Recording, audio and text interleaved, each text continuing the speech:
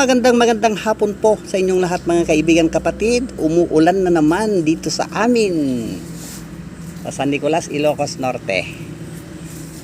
So konti-konti lang itong ulan para sa halaman.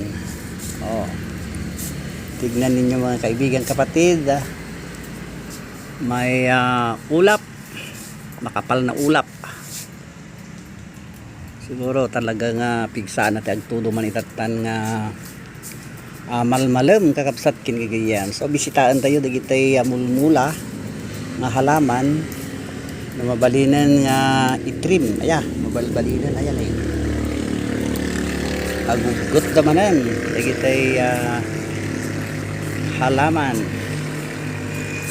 So mga kaibigan kapatid, magpapasalamat po tayo sa ating Panginoon